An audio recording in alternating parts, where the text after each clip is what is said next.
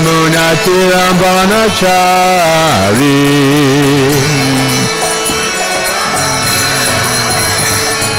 Jaya Radha Madhava Kunja Bihari Gopi Jana Vallabha Girivare Hari.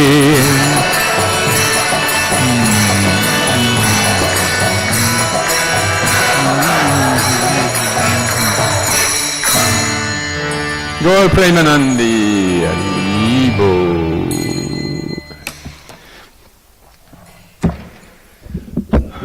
Om Namo Bhagavate Vasudevaya.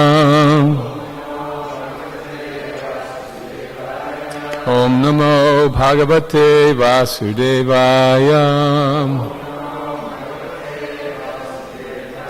Om Namo Bhagavate Vasudevaya.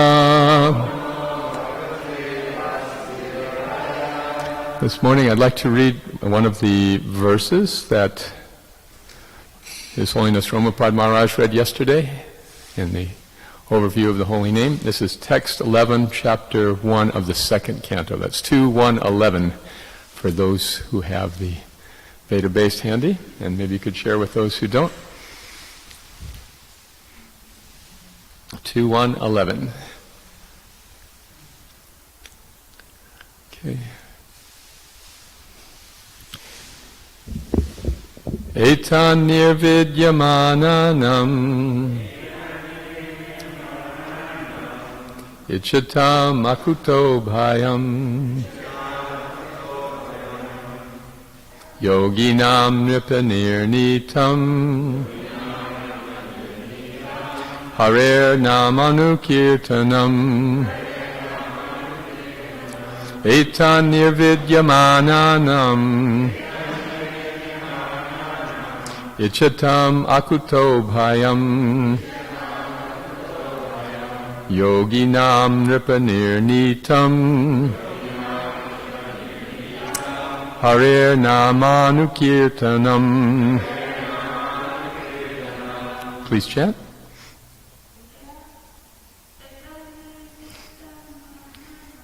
Eta nirvidyamananam Ichatam akuto bhayam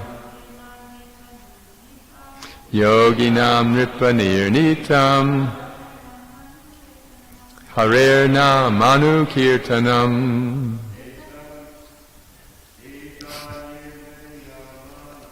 Eta nirvidyamananam Ichatam akuto bhayam yoginam nipanirnitam harer namanukirtanam. Etan nirvidyamananam nichatam akato bhayam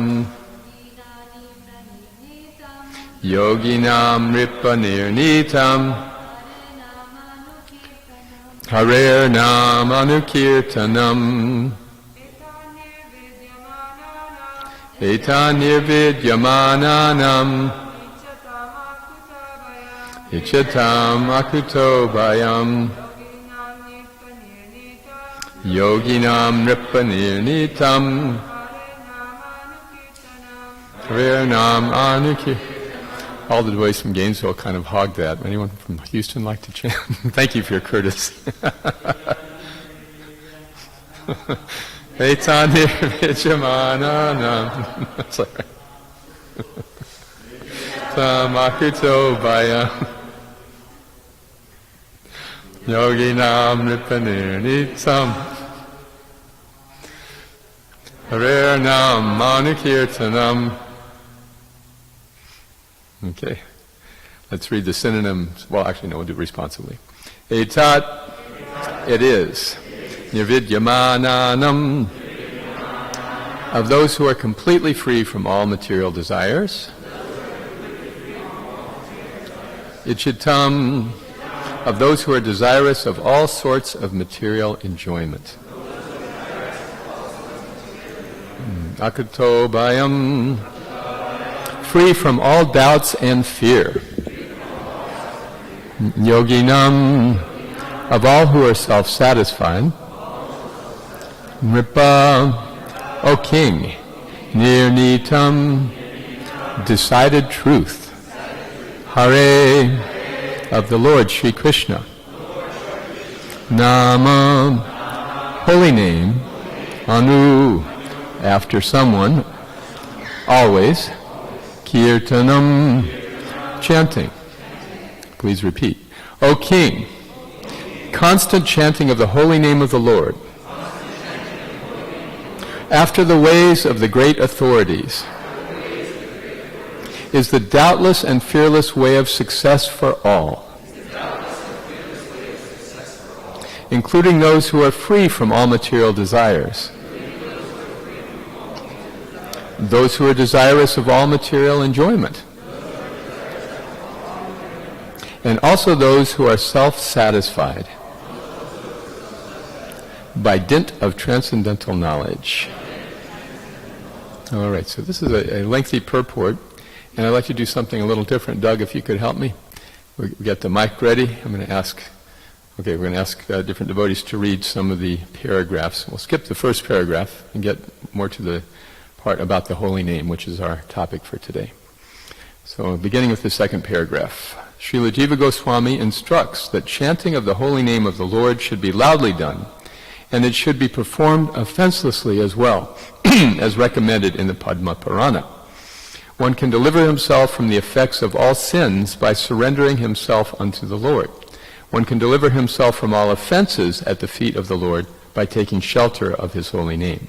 But one cannot protect himself if one commits an offense at the feet of the holy name of the Lord. Such offenses are mentioned in the Padma Purana as being 10 in number.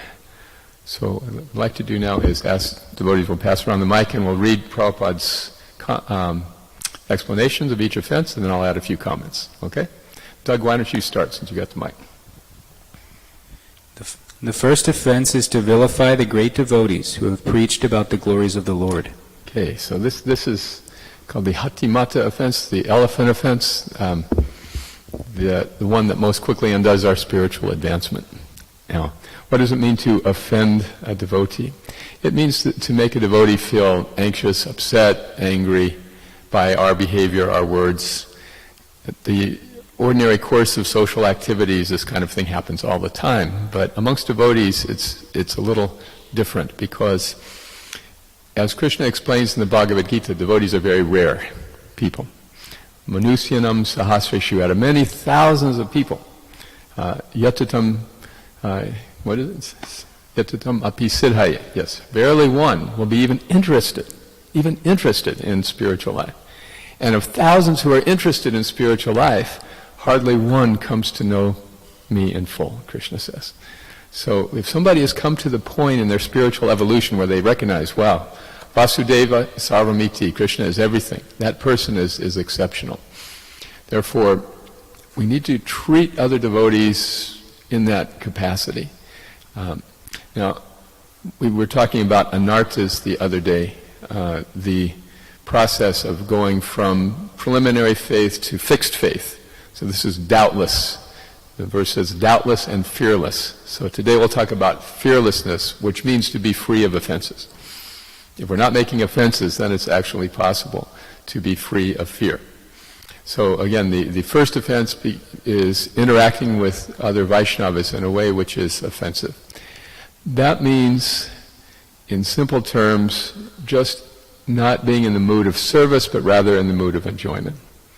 If our mood is always to serve others, to serve the Vaishnavas, then everywhere we go, people will be happy.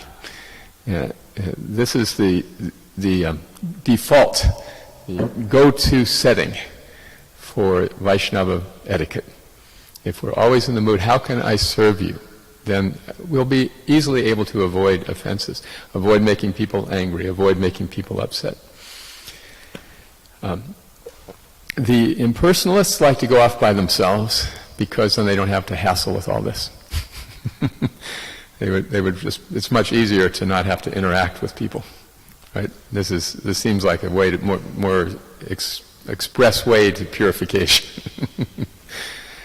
But the problem is with that, in the Srimad Bhagavatam, Lord Krishna explains, Arui Krishnena Param Padam Tatat Patantyato. Actually, it's the personified Vedas, I believe we say that, yes.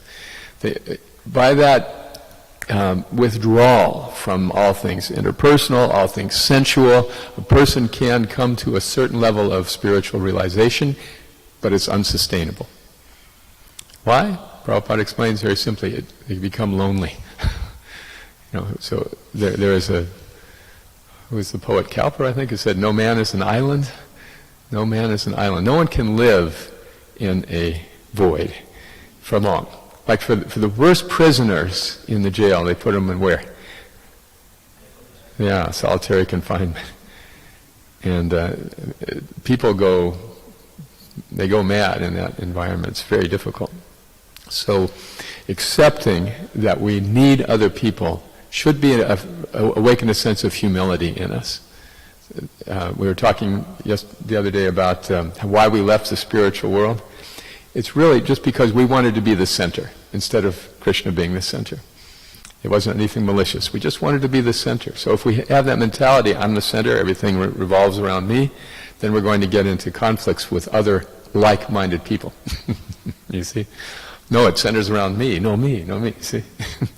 So when we're with another devotee, if we can be in the mood of really wanting to understand and serve this person, there will be no offense.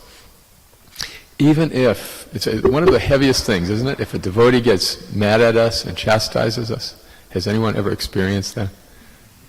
Yeah, I got a chastising letter this morning. It was no fun. But then we study the lives of the great devotees in the Chaitanya Charitamrita, Srimad Bhagavatam. How do they respond when they get criticized? How does the devotee respond? Krishna Kripa? They accept it, that's okay, yes. Well, they accept very easily, yes, that I am at fault, even if they don't immediately believe it. See, the reason I'm at fault is because somehow I've done something to make you upset. Therefore, that's my responsibility. I may not understand it, but the defending propensity, this animalistic propensity, makes us want to say, no, I didn't do anything wrong, it's your fault. What's wrong with you? Your perception is wrong. You have no right to feel this way. Isn't it? When we say to somebody else, you have no right to feel the way that you feel, that is violence. That's offensive. Because people feel what they feel. It's a reality. Sometimes the only reality we know is the way that we feel. So rather than trying to adjust another person's feelings to fit with our reality, we should see, help me understand. Help me understand your feelings. My friend Brahmatirtha says, these 3 little words are the secret to a successful marriage. Tell me more. So this is avoiding offenses to the Vaishnavas, serving and understanding, speaking only after we have really understood the other person's feelings, accepting the other person's feelings whether or not we like them, accepting, acknowledging them as a reality. Any discussion on this briefly? Oh, you have a question, Trish? So my question is, I tend to be a very playful but strong and I can. Really? We hadn't noticed. Right. So when I'm in that friendly mood with somebody, for me, how I've just grown up in my samskars and my conditioning, it's natural for me to be mean, but I think I'm kidding, but they don't always take it that way. Yes. So what do I do? Yes. Humor can be very touchy amongst devotees.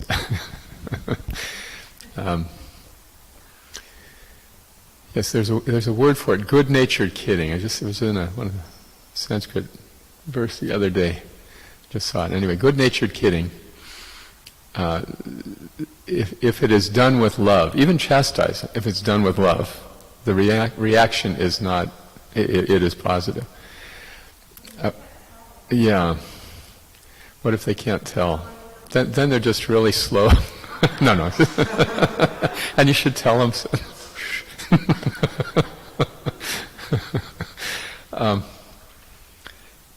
that we may have to explain the joke.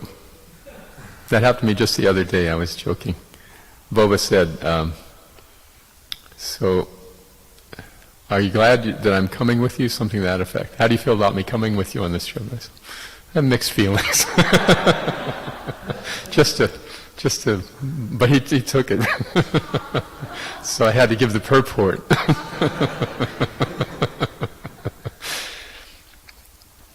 Srila Prabhupada would joke with devotees. There was once, there was a kind of a debate going on about whether men should be renunciates or householders, and Prabhupada resolved the discussion. This was in Mayapur in 1976. But then afterwards, one of the sannyasis was joking. He was joking with Prabhupada. He said, Prabhupada, this Lord Ram, so attached, took his wife to the forest, couldn't even go by himself. And Prabhupada picked up on his joking mood, and he pointed at the sannyasi and said, just look at this so-called sannyasi. No woman would have him, therefore he's taken sannyas.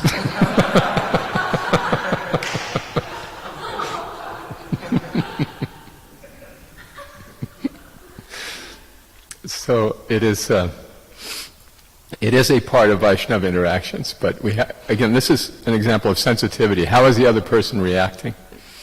I find just practically, there's some people you can joke with and some people you can't. So be cautious and be prepared to explain your joke. Okay. All right. Good question. Okay, Evan.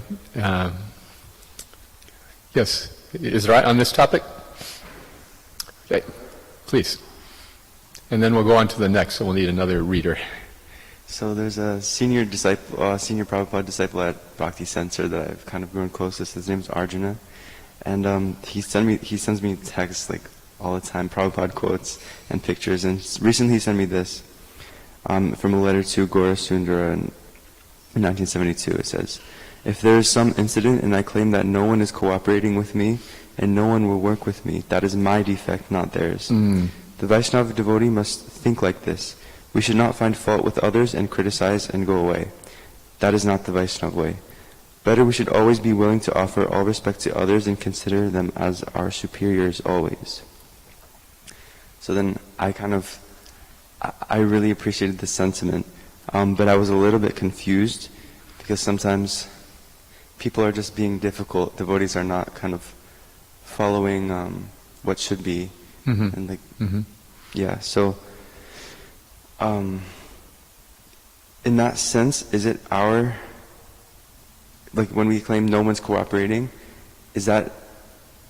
how do we respond to that? Is it, how do we see that it's our fault when somebody's just like not cooperating? Right. Well, this reminds me of elementary school education.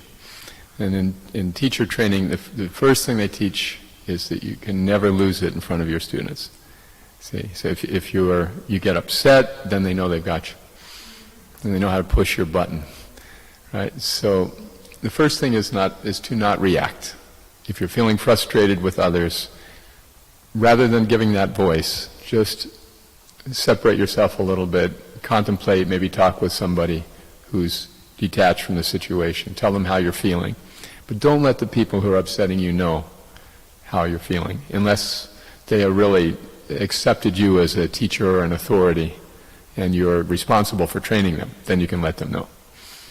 See, but mostly we're dealing with peers, so we need to be cautious. These things they take a lot of thoughtfulness. This is really the thing. Learning to think before we speak and consider before we speak. And very often it's best to just, if we're feeling emotional, just to not say anything. Buy ourselves time. Okay, let me think about that. I'll get back to you in a few minutes. I'll get back to you tomorrow. Buy yourself time. That way you remain neutral. You don't have to show your hand. And you can avoid offenses like that. It takes a lot of patience, and it's difficult. You know, Prabhupada writes that you have to, if you're in a leadership role, you have to command respect, you cannot demand respect. Hey, I have this title, therefore you have to do what I say. How does that go over? You know, you see. So commanding respect means showing by example. It means showing real compassion. It means being in a service mood. and not in a mood of enjoyment. Hope that helps. Okay? Who'd like to read offense number 2? 1 and 7 are the most important, so we'll spend the most time on those. What's number 2? Who's got the mic? Okay, so again, we have to move quick here. After you finish with number 2, then pass it on to number 3.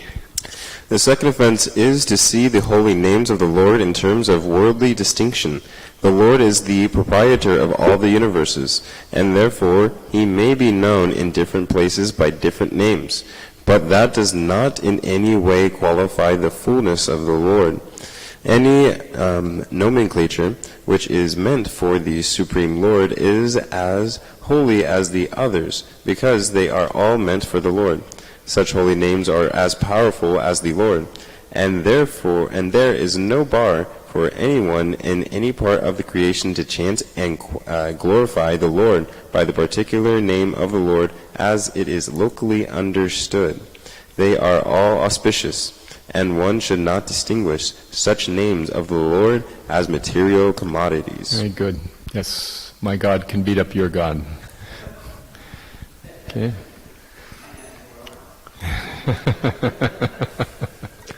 The third offense is to neglect the orders of the authorized acharyas or spiritual masters. Okay. This, just to comment on this briefly. To neglect the orders of the spiritual master is an offense to the holy name. Therefore, we should be careful who we accept as spiritual master. This is the point. It's said that the disciple and guru should study each other for a year before making a commitment to initiation. And then it is an established, clear relationship.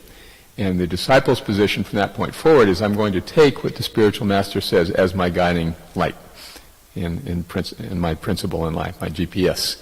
So that's obviously not something we want to throw around here and throw around there. This should be taken very soberly. But once we've made that decision, then to disobey that instruction is an offense. So up to that point, there is less likelihood of such an offense. We all take Srila Prabhupada as our founder acharya in our Bhakti Sangha and in ISKCON, and therefore Prabhupada's words are the preeminent teachings. And we should be cautious if we're speculating and trying to second-guess Prabhupada. One scholar said that, Srila Prabhupada is probably among, if not the most documented religious leader in history. You consider his 70 books and all of the 1,000 lectures or more and all the letters and all of the biographies and memoirs. There is a lot, Srila Prabhupada said. So one professor told us once that this is both a strength and a weakness. Because if he says something over here that's a little different than over here, then there can be so much confusion. And indeed that has happened since Prabhupada's departure. So the study of Scripture and sacred words is called hermeneutics, and that is meant to help understand contradictions in their context, among other things. So Prabhupada is the gold standard for how to practice bhakti, and then our submission to Prabhupada is actually expressed through accepting a representative as a guru in life, as somebody in whom I have implicit faith. Okay, any discussion on this briefly? Nitai Prasad Prabhu. So good to have you with us, by the way.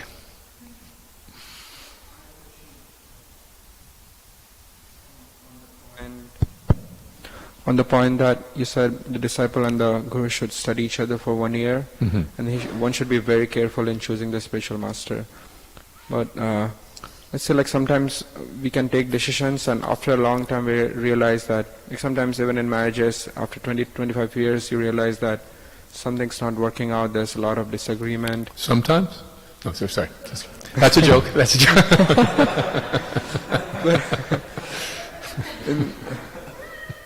In this case, if you make a commitment to a person, like take them as spiritual master, and somehow or other you realize there's like some doubt coming up, or later, like Yes. a while later, then how do you still commit to following his instructions? Yes, we have a tremendous emphasis on Diksha in ISKCON, which is not really prominent in our tradition, and there's various reasons for this. We'll go into them now, but the healthier we get, the more we'll have emphasis on equally on Diksha and Siksha.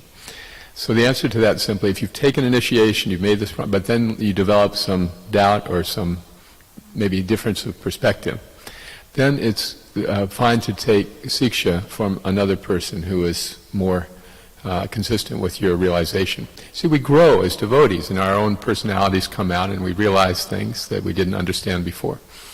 So at that point, if it's really an issue, it's good to approach our Diksha Guru and say, I'd really like to take Siksha from this person, is that all right? We don't have to tell him, I don't believe what you're saying anymore. You see?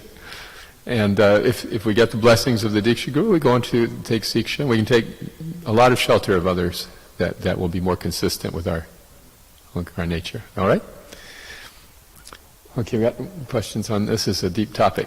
Well, we'll get through these. Actually, meet. Let's next. Hare Krishna, Prabhu. Hi. Thank you so much for your class. So, Prabhu, my question was... It's not over yet, but go ahead. Prabhu, my question was, I have heard that do you have to find your Guru actively, or Krishna will reveal your Guru? Yes. When we're ready, then Krishna will send the Guru.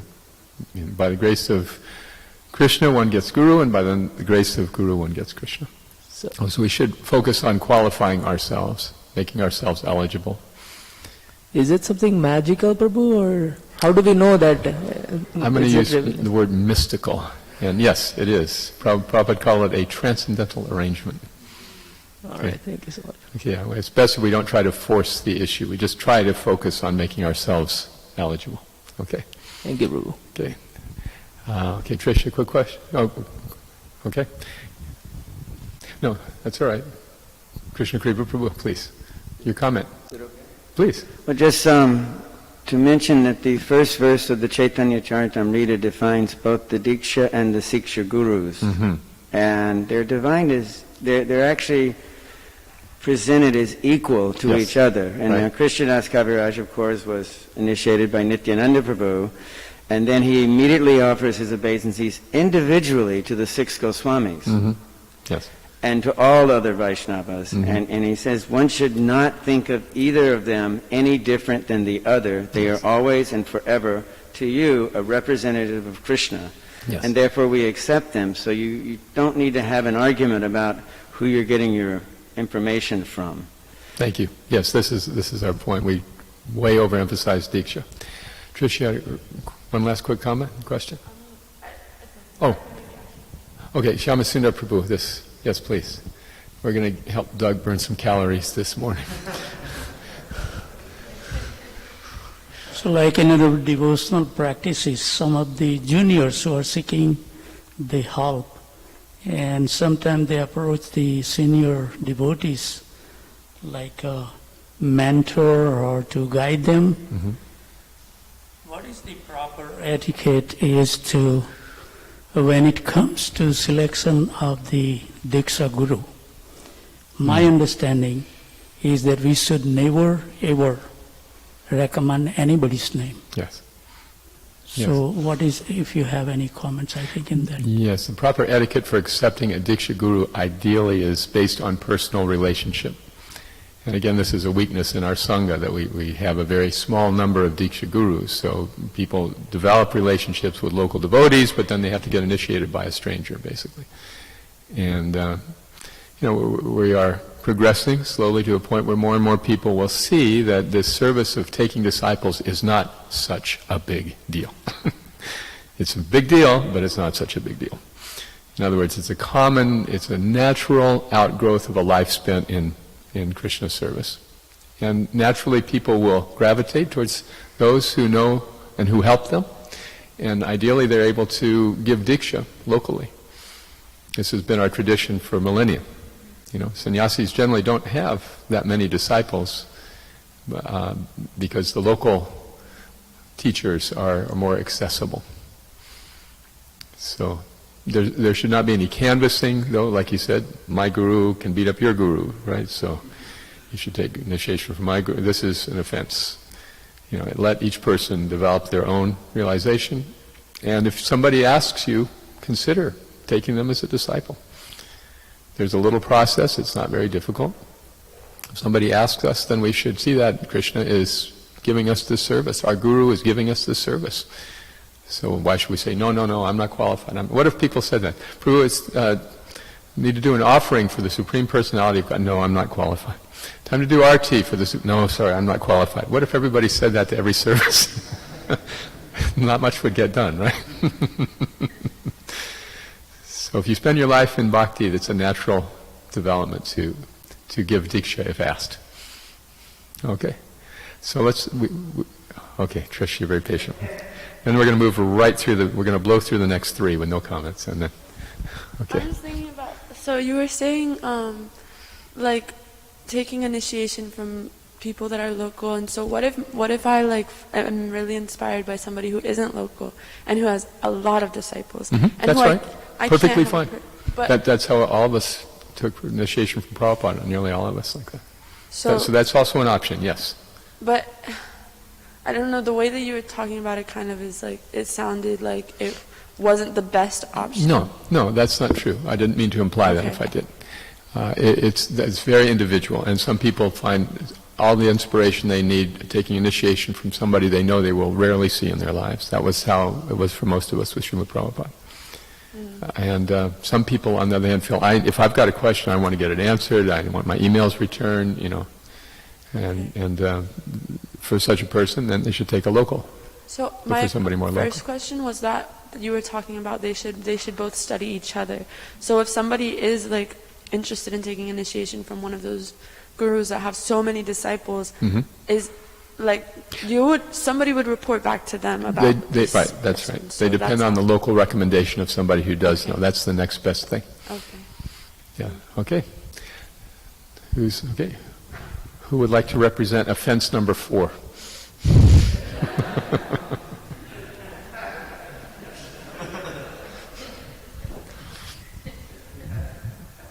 The fourth offense is to vilify scriptures or Vedic knowledge. And 5th? The 5th offense is to define the holy name of the Lord in terms of one's mundane calculation.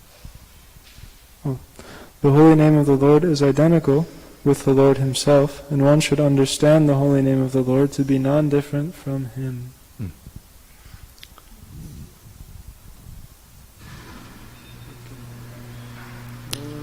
Shri Radha Nilamadava Ki Jai. 6, please.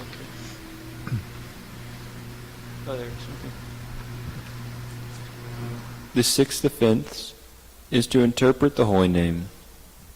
The Lord is not imaginary, nor is His holy name. There are persons with a poor fund of knowledge who think the Lord to be an imagination of the worshipper, and therefore think His holy name to be imaginary. Such a chanter of the name of the Lord cannot achieve the desired success in the matter of chanting the holy name. Thank you. Number 7.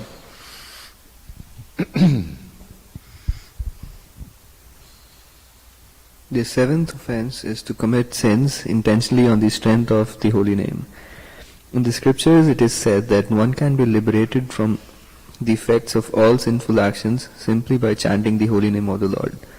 One who takes advantage of this transcendental method and continues to commit sins on the expectation of neutralizing the effects of sins by chanting the holy name of the Lord is the greatest offender at the feet of the holy name. Such an offender cannot purify himself by any recommended method of purification. In other words, one may be a sinful man before chanting the holy name of the Lord, but after taking shelter in the holy name of the Lord and becoming immune, one should strictly restrain oneself from committing sinful acts, with the hope that his method of chanting the holy name will give him protection. Yes. So this is considered the worst offense, to become elevated through the mercy of the holy name, and then feel, okay, now I got this down, now I can do anything, and then I'll just chant it and make up for it again. See? So that may be all right if we're just kind of touching the tips of the toes of the holy name. But if we are committed to taking shelter of the holy name, Prabhupada said that we may deviate once or twice, Krishna may forgive. This is explained in the Gita, apichet sudaracharo bhajate mamananyabhak. Even if a devotee commits something abominable, if they resume their path of devotional service, they must be considered saintly. So that can happen once, twice, but Prabhupada said not thrice. So there may be accidental or circumstantial fall down, but it is not something that one can then just say, okay, I'll chant and make it up. I'll chant a few extra rounds. You see, that is taking it so cheaply that the door to the inner sanctum sanctorum, the heart, Krishna will not unlock it from within. Okay. Yes, Mohit Prabhu. A quick comment. So the process of bhakti and chanting the holy name is to actually transform your heart, and everything's revolving around that. So this was also the question yesterday that I asked, that when one chants the holy name, we burn sins from unlimited lives, but also if there's no change of heart, yes, which is actually very central to our chanting, and which is actually very central to the whole spirituality, the change of heart towards Krishna and understanding how important it is, it's of no use, and it's a big offense too. Yes. So just a comment on that. We won't be able to sustain our chanting then. Yes, this is the point. Patrick, you have a comment? I was thinking, maybe I'm looking at it a little too much of like a micro scale, but that any action performed without consciously endeavoring for Krishna would be considered a sin in the material world. Thinking, what is that? That's a bit extreme, yeah. We have 4 regulative principles. Those are non-negotiable.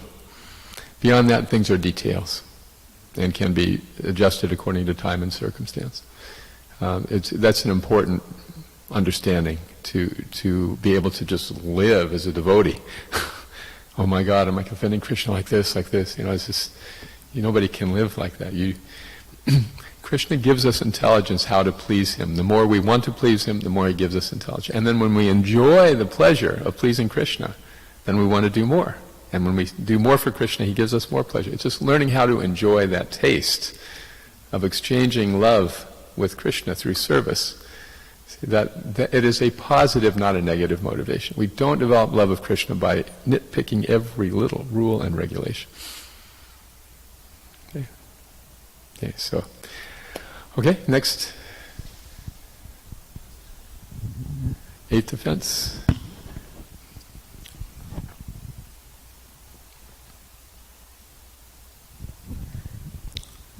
The 8th offense is to consider the holy name of the Lord and His chanting method to be equal to some material auspicious activity.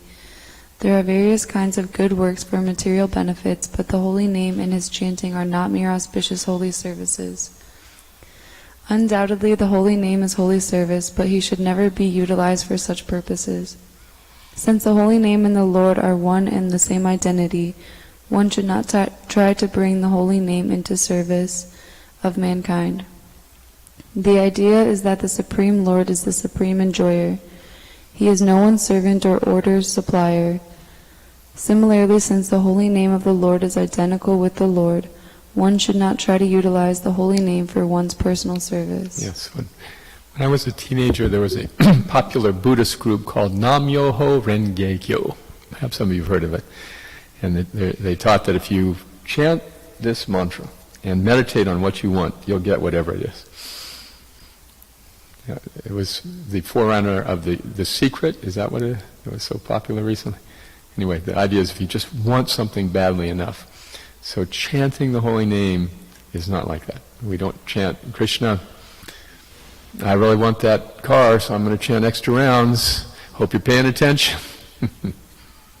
That's the 8th offense. Okay, 9th offense.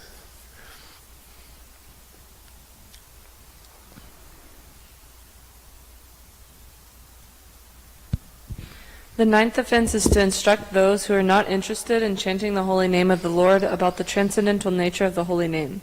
If such instruction is imparted to an unwilling audience, the act is considered to be an offense at the feet of the holy name. Yes. Yes, this is sort of a natural reaction when we discover the joy of Krishna consciousness, when the light bulb goes on in our head. We realize, wow, this is ecstatic, this is fun. We naturally want to share it with our loved ones, right? We're going to the party and we want to invite all of our friends and all of our family members. Hey, join the fun. The problem is they don't want to go, usually. So in our neophyte desire to share our happiness with others, we can inadvertently make an offense to the holy name. Because if somebody is not interested, it's not going to help them for us to try to pound it into them. People have to want it. And as we mentioned earlier, most people are just not interested in spiritual life, period. So we might make that mistake initially, but we should learn to kind of keep our cards close to the chest. We don't have to tell. Amongst devotees, we can be very candid about our realizations and our challenges and our thoughts, but we try to share these with people who are not tuned in and don't understand what in the world is motivating us to do this crazy bhakti thing. Then the more we tell them, the weirder they think we are. It doesn't help them and it doesn't help us. And especially if we're really insistent. No. I learned that the hard way when I visited my parents for the first time after being a brahmachari for many years. I was a little fanatic, and my dad just said, "Son, you can visit any time you want, but don't talk about Krishna." So, okay, that was like a wake-up call. So for the next 40 years, I didn't talk about Krishna. And of course, that makes the relationship a little superficial. But the point is, it would have been an offense to do otherwise. So we love our friends and relatives to come along, but they may or may not. Our Krishna consciousness should not be dependent on what they choose to do. It doesn't mean we have to treat them bad. It doesn't mean we have to neglect them on Mother's Day, which is next Sunday, by the way.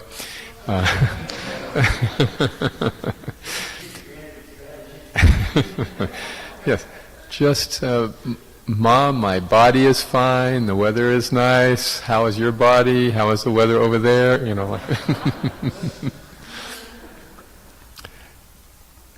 I probably played my cards close to the chest for 40 years, and then in her last hour of life, my 100-year-old mother, who died last year, was incapacitated, so she was conscious, but she couldn't talk. And I asked my sister to put the phone by her ear, and then I proceeded to do the whole morning program, recite every verse I could remember from Srimad Bhagavatam, from Bhagavad Gita. About a half an hour, 40 minutes. She was just a captive audience, so eventually. This also applies when we're going out and sharing Krishna consciousness. If somebody's not interested, we don't want to waste time with them. And on book distribution, right? Do you have experience, Brihan? You want to share? So please.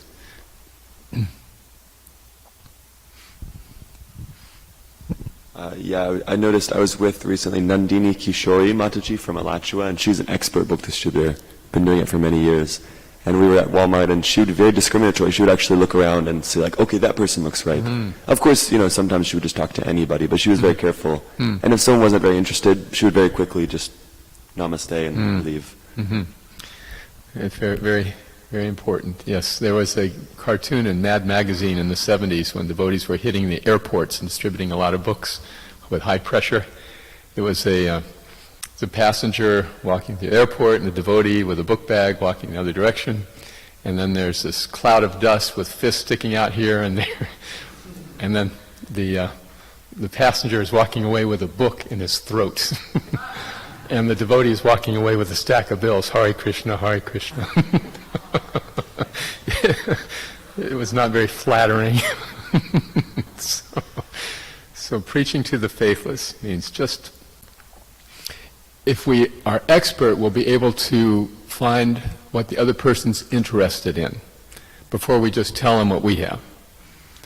This is a great way to distribute a book, on a quick, trying to find out what other person is really excited about. One of my godbrothers, Chiru, used to distribute books in Australia. He would say, "Hi, hey, I guess sex life is about the highest pleasure in the material world. Wouldn't you agree?" I said, "Yeah, here, read about it."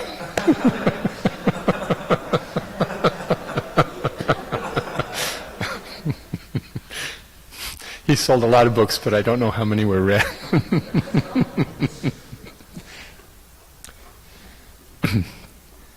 Kaylee? Do you have a mic?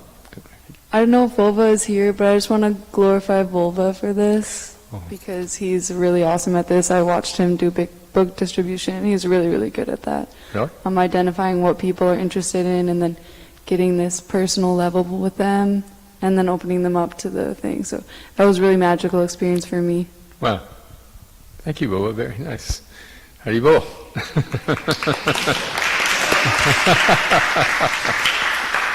Ah, shucks. Okay, the final offense. Oh, yes, Sarvabhauma Prabhu, another expert presenter of Krishna consciousness. This is a failure. My father was on his deathbed, basically. I was traveling Sankirtan in California. Mm-hmm. My mother said, just don't preach to him. He's had a good life. It's just going to... So I went to see him, and I was talking about football teams and the weather, and then he coughed and was in a lot of pain. Mm. So I thought, can I tell him something that will help him? But I don't want to preach, so I said, certain philosophers have conceived the idea that we're not the body that feels the pleasure and the pain. If you could just somehow, disassociate yourself from the body, it might give you a little relief. Mm. And he said, I don't want to hear any of this Hindu crap. He got on the phone and had me thrown out of the hospital. Seriously? Yeah. Oh my God. And when I got home, my mother was really angry at me. Wow, what a story. But my mother, she left her body with devotees chanting, and so she changed, but that was a very, I told my father, you've helped me so many ways in life. Mm. I just want to help you, so I'm trying to give you some knowledge, and he couldn't. Wow. He was a very nice person, but as he was coming close to death, he just lost his composure. So I just wanted to share that. Thank you. That's a really poignant story. Prabhupada told a story about it, a disciple who had asked his mother to chant on her deathbed. And she said, I can't say so many words. He just wanted her to say Hare Krishna. Say Hare Krishna, Mom. Say Hare Krishna. I can't say so many words. And then she died. So anything. Okay. Can we actually finish number 10? It's on the point? Okay. Yes. Yes. We also knew her. We would go by her house when we'd slip through LA and etc. At the end of her life, Sarvabhauma and his wife Guru Bhakti both went to take care of his mother. She was in the hospital. And she was just moved into hospice care, and the person that shows up to do her hospice care is a Prabhupada disciple in Los Angeles. Oh, amazing. So Krishna does take care of his devotees and their family. Just be nice to them. They'll still love you. They really want to love you. It's not hard to convince them. Just be nice. It's the behavior of the devotees ultimately, not the philosophy. Very nice. Thank you. Okay, final 10th offense. Anyone like to read the last one?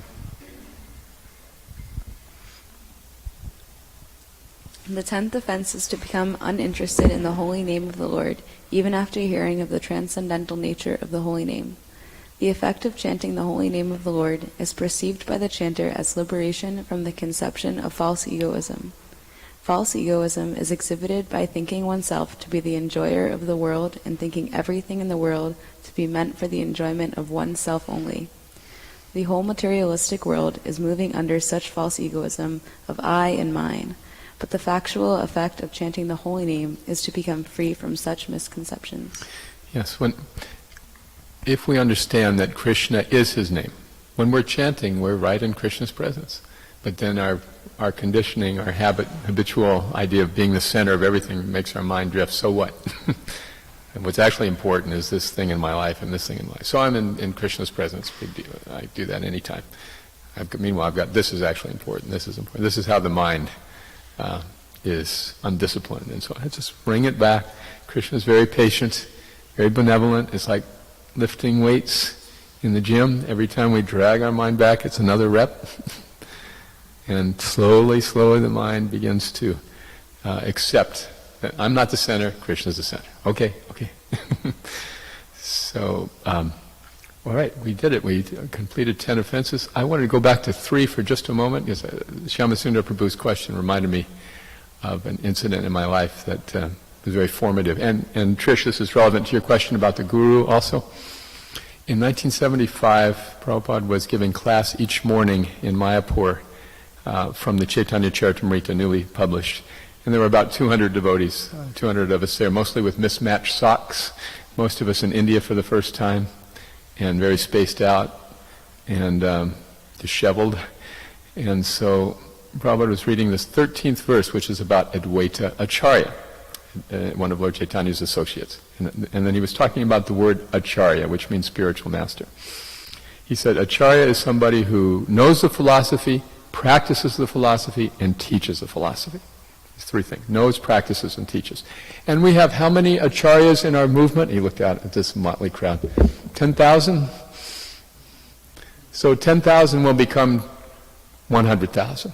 And 100,000 will become 1 million. And 1 million will become 10 million. And there will be no scarcity of acharyas. So he had this vision of the acharyas not being just an isolated few, but many devotees all over the world. What's more important than deciding should I take a remote or a local guru, whatever, is understanding, am I ready to take this responsibility in my life? You see, as a service. That was Prabhupada's vision. Each devotee would initiate 10 other devotees, on average.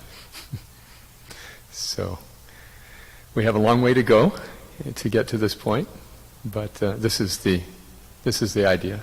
Whomever we accept, become inspired to do this service ourselves. Okay, we have a couple minutes for questions and comments. Mohit? My question is around the holy name, and we just read that the Lord has invested all his potency in the holy name. So please tell me more about it. The Lord has invested all of his name, the potency in the holy name. Hare Krishna. Yes, so this means that Krishna is non-different than his name. Okay?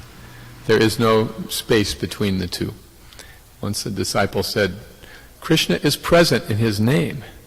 And Prabhupada corrected him, where in his name is Krishna present? Where is he hiding in there? You see? There's no difference. This is hard for us to wrap our heads around because in the material world, the thing and the name are different. We say Coca-Cola, but it doesn't quench our thirst. They say Mohit, it's not the same as being here with you, because there's a difference between the name and the person, or the name and the thing. But in the absolute plane, there's no difference. Golokera Premadana Harinam Sankirtan. The holy name has descended directly from the spiritual world. This is why avoiding offenses to the holy name is so important, and the acharyas have categorized them so scientifically for us. The most prevalent ones are inattentiveness and offenses to devotees. So, trying to chant with attention is just being courteous, recognizing that Krishna is present before us. Okay, thank you. Okay, Kaylee? So what exactly, when we speak of the material world, what exactly are we referring to? Like in the sense of material desires, material enjoyment, what does this refer to exactly? Mm-hmm. And the material energy is the tangible physical stuff around us, including our body, which we can see and experience through our senses. Excuse me. So the material world is real. It is a reality. But the consciousness with which we are approaching it is faulty. We're looking at it like something I can exploit and enjoy, rather than recognizing this belongs to God, I should use it for God. You see? And then there's no limit to the amount of service we can do in this world. Even though it's the material world, we can be engaged in spiritual service 24/7. Thank you. Okay, Trish?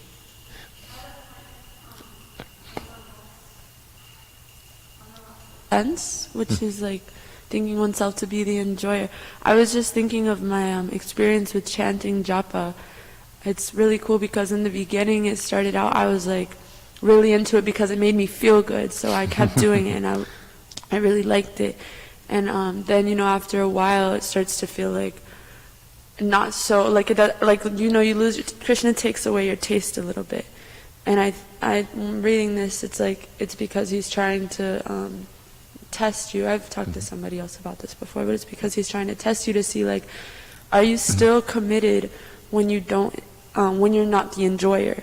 Are you still committed when you're doing this as a service, not because you get some, like, pleasure from it? Yes. Excuse me. Krishna gives a special introductory offer for chanting. Saranga Prabhu has a question.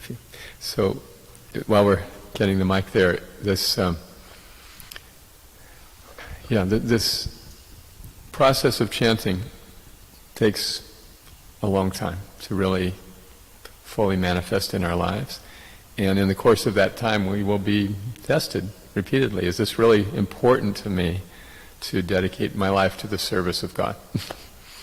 Am I really willing to say to this world, okay, I've had enough, I'm ready to move on? Or are we hedging our bets and thinking, well, I just want to hang on? See, so at some point, we have to let go if we want to go and really take shelter of Krishna. And then we can chant with great affection and great sincerity because we have no other vested interest. Our only shelter is Krishna. So that process could take weeks and it could take decades. Usually it takes decades. But that's all right. It's a fun ride. Saranga Thakur Prabhu. Hare Krishna Prabhu. So going back to the first offense, sometimes, senior devotees might want to correct or improve somebody's behavior or something, but the thing is maybe that person is not in the position to accept or in the position to actually be able to respect that, what the chastisement or whatever that they're receiving. So how would we kind of balance it off? Yes. It depends on how senior the person is, because unfortunately character improvement does not always accompany seniority. For example, in the Chaitanya Charitamrita there was a godbrother of Lord Chaitanya's spiritual master named Ramachandra Puri, and he had a real propensity for finding fault in others. So he invited Lord Chaitanya, the renunciate, to come and have lunch with him, and he fed him, and he said, take more, and then finally, after serving this huge meal, he said, sannyasi should not eat so much, should only eat 1/4 of what you're wanting. Chastised him. This was his pleasure. He liked to make everybody else look bad, make himself look better, excuse me, by making everyone else look bad. So Lord Chaitanya took it. He said, okay, from this day forward, I'm cutting my eating in half on your instruction. And all the devotees were very upset. Lord Chaitanya, please, you can't do that. We get so much joy in feeding you. How can you stop? And he said, if you ask me again, I'm going to cut it by half again. And so this Ramachandra Puri just made everybody in Jagannath Puri miserable. And everyone was just counting the days till he left. But Lord Chaitanya never deviated in accepting that instruction. So the point of that story is to understand that advancement actually means to make people happy wherever we go, not whenever we go.